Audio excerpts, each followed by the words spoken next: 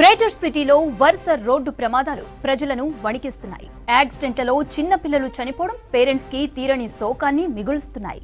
పగటిపూట సిటీలో నగర శివార్లలో హెవీ వెహికల్స్ ఇష్టం వచ్చినట్లు తిరుగుతున్నాయి. దీంతో నిన్న ఒక్కరోజే జరిగిన ప్రమాదాల్లో 2 స్టూడెంట్స్ ప్రాణాలు కోల్పోయారు. పోలీసుల నిర్లక్ష్యంపై విమర్శలు రావడంతో అలర్ట్ అయ్యారు. పంజాగుట్ట, షేక్పేట్లలో తనిఖీలు చేపట్టారు. భారీ వాహనాలను సిటీ లోపలికి రాకుండా చర్యలు తీసుకుంటున్నారు. రైట్, దీనికి సంబంధించిన మరిన్ని డీటెయిల్స్ ధనరాజ్ అందిస్తారు.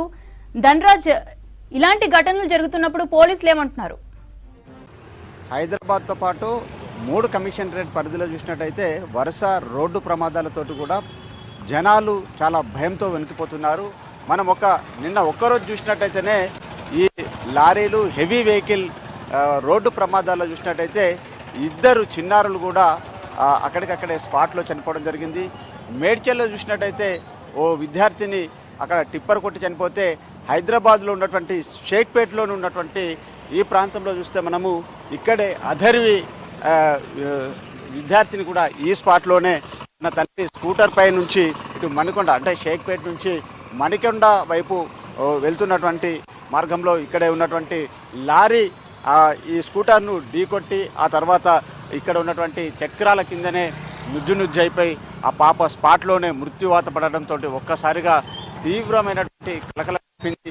అదేవిధంగా కూడా ఒక్క రోజులోనే ఇలా హెవీ వెహికల్స్ కూడా ఈ సిటీలోకి ఎంట్రీ కావడం, అదేవిధంగా రాత్రి 11 నుంచి 7 గంటల వరకు మాత్రమే ఈ సిటీలోకి ఎంట్రీ ఉన్నటువంటి భారీ వాహనాలు చాలా వరకు రూల్స్ వైలేషన్ చేసి కూడా పెద్ద ఎత్తున ప్రమాదాలకు కారకులు అవుతున్నారు. అదేవిధంగా చూసినట్టయితే మొత్తం మీద హైదరాబాద్తో పాటు నగర శివారు ప్రాంతంలో కూడా ఇలాగే యథేచ్ఛగా లారీలు తిరుగుతుండడం, గతంలో చూసినట్టయితే అబ్సిగూడలో అన్సిక అనే విద్యార్థి కూడా ఇలాగే ఒక లారీ ఢీకొట్టడంతో అక్కడే స్పాట్లోనే చనిపోవడం, ఆ ఘటన మరొక ముందే మళ్ళీ నిన్న మేడ్చల్లో ఒక 10వ తరగతి విద్యార్థి తేజతో పాటుగాను, అదేవిధంగా ఇక్కడ షేక్పేటలోని ఉన్నటువంటి జర్నలిస్టు కూతురైనటువంటి సుందర్ కూతురుని ఇటు ఒక దగ్గరలో ఉన్నటువంటి ఢిల్లీ పబ్లిక్ స్కూల్ వైపు తీసుకెళ్తున్నటువంటి క్రమంలోనే ఈ లారీ స్పాట్లోనే స్కూటర్ను ఢీకొట్టి ఆ తర్వాత ఆ చిన్నారి మృత్యువాత పడడం చాలా కలకలం రేపిందని చెప్తున్నారు. కొంతమంది స్థానికులు కూడా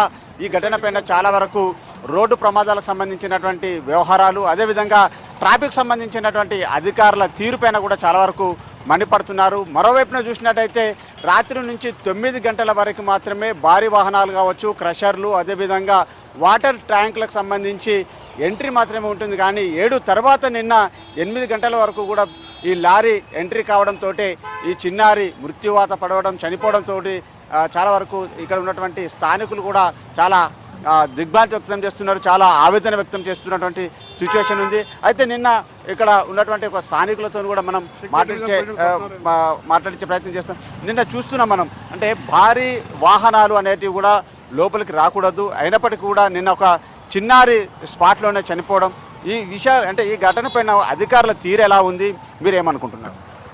నా పేరు నమస్కారం అండి, నేను షేక్పేట డివిజన్ సత్యనారాయణ కాంగ్రెస్ పార్టీ నుంచి మాట్లాడుతున్నా. నిన్న ఘటన 8:05 ఈ ఘటన అయింది. ఇది 9 గంటల నుంచి పొద్దుగాల రాత్రి నైట్ 9 నుంచి 7 గంటల దాకా ఉండాలి. ఇది 8:05 నిమిషాలకు ఈ ఘటన జరిగింది. ఇది జిహెచ్ఎంసీ వాళ్ళు, ట్రాఫిక్ వాళ్ళు ఎన్నోసార్లు మేము చెప్పినాము, మేము కంప్లైంట్లు ఇప్పించినాము. అమ్మ మాకు ఈ రోడ్డు సరిపోతలేదు, ఇది చిన్నగా ఉంది, ఇది పెద్దగా కావాలి, చాలామంది పడుతుర్రు, స్పీడ్ బ్రేకర్లు వేయాలని ఎన్నోసార్లు అధికారులకు మేము చెప్పినాము. వాళ్ళు ఇవాళ చనిపోయిన తర్వాత వచ్చి ACB madam, DCP madam, town planning వచ్చి ఇప్పుడు చేస్తామని చెప్తున్నారు. ఎన్నోసార్లు చెప్పినాం మేము, ఇది ప్రాబ్లం ఉందమ్మా, ఇది అది ఉన్నది, పట్టించుకోవాలని చెప్తే అధికారులు పట్టించుకోవట్లేరు, చేస్తలేరు. దీని మీద ఇమీడియట్లీ యాక్షన్ తీసుకోవాలి. మేము రేవంత్ రెడ్డి సీఎం దగ్గర తీసుకుపోయి దీని మీద ఎమ్మెల్యేతో మాట్లాడతాము, ఎంపీతో మాట్లాడతాము, ఏరియా కార్పొరేటర్కి చెప్పినాం మేము, ఇది అయ్యా మా ప్రాబ్లం ఉన్నది అది అని చెప్పి. ఇప్పుడు అధికారులు ఏసీపీ మేడం వచ్చింది, టౌన్ ప్లానింగ్ వాళ్ళు వచ్చిర్రు, మళ్ళీ సిఐ సార్ వచ్చిన తర్వాత 2 మాటలు మాట్లాడమంటే వాళ్ళు మాట్లాడుకోకుండా వాళ్ళు అడ్డే వెళ్ళిపోకము, అది కరెక్ట్ కాదు. ఇది దీని మీద ఎంబడే ఈ స్పందన ఇవ్వాలి, లేకపోతే ఈ రోడ్లు కాకపోతే అది కాకపోతే మేము ధర్నా చేస్తాము, మేము సిపి ఆఫీసు దాన్ని ముట్టడి చేయవలసి వస్తుంది, మళ్ళీ ఈ టౌన్ పిల్లల వాళ్ళ మీద చర్య తీసుకోవాల్సి వస్తుంది. ఏరియా కార్పొరేటర్కి చెప్పినాము. ఇది ఇంకొకటి, చిన్న పిల్ల 10 సంవత్సరాల పిల్ల చనిపోయిందంటే 5వ క్లాస్ ఆ పిల్ల. అట్లా పోతుంటే వాళ్ళు ఇంకొకటి పర్మిషన్ ఎట్లా ఇస్తారండి? రాత్రి 9 నుంచి 7 గంటల దాకా బండ్లు పోవాలి, వెహికల్ పోవాలి. 8-5 నిమిషాలకు ఉంటే ఈ గవర్నమెంట్ వండుకుంటుందా? ఈ అయితే మనం చూస్తున్నాం, స్థానికులు చూసినట్టయితే చాలా వరకు ఆందోళన చెందుతున్నారు. హెవీ వెహికల్స్, భారీ వాహనాలకు ఎంట్రీ ఇవ్వడంతో ఈ ఘటన జరిగిందనేది మాత్రము క్లియర్ కట్గా తెలుస్తుందనేది మాత్రం ఇటు ఆవేదన వ్యక్తం చేస్తున్నారు. మరోవైపున చూసినట్టయితే మేడ్చల్లో కూడా ఇలాగే టిప్పర్ ఢీకొట్టి తేజ అనే 10వ తరగతి విద్యార్థి చనిపోవడం, ఇలా గత ఏడాది చివరిలో చూసినట్టయితే కూడా అబ్సిగూడలో ఉన్నటువంటి హన్షిత విద్యార్థిని చనిపోవడం, ఇలా రోడ్డు ప్రమాదాలు అంటే వరుస రోడ్డు ప్రమాదాలతోటి కూడా చాలా వరకు జనాలు జంకుతున్నారు, భయపడుతున్నటువంటి సిచ్యువేషన్ కొనసాగుతుంది.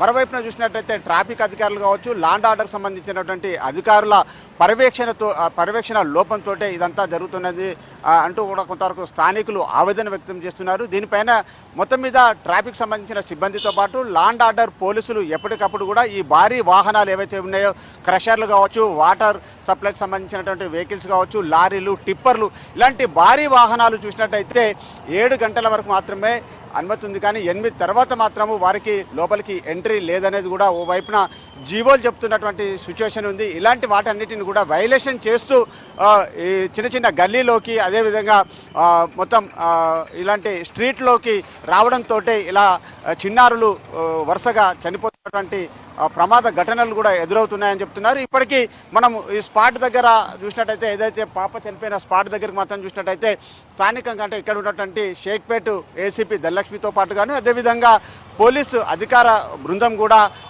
ఈ ఘటన పైన కూడా వాళ్ళు కూడా రియాక్ట్ అయ్యారు.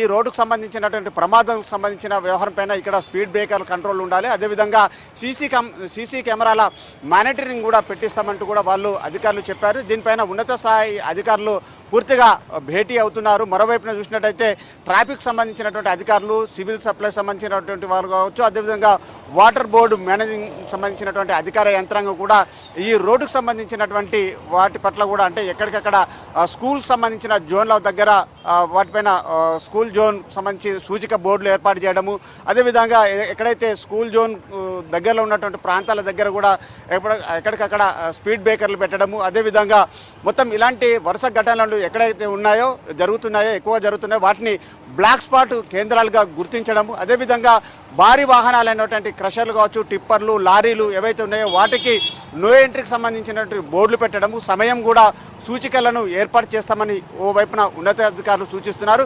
ఇలా మొత్తం మీద చూసినట్టయితే నిన్న వరుస రోడ్డు ప్రమాదాలతోటి కూడా చిన్నారులు చనిపోవడంతో ఒకసారిగా చాలా వరకు రాష్ట్ర వ్యాప్తంగా కూడా కలకలం రేపింది. ఇలాంటి సిచ్యువేషన్స్, ఇలాంటి ఘటనలు మళ్ళీ పునరావృతం కాకుండా కూడా అధికార యంత్రాంగం కూడా అప్రమత్తం అవుతా ఉంది. మౌనిత.